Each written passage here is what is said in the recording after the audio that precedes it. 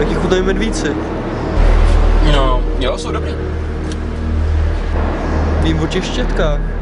Si to neřekneš manželce, jak tě oddělám. Jaký štětky? Jaká manželka? Já nemám manželku, to bude asi nějaký omyl.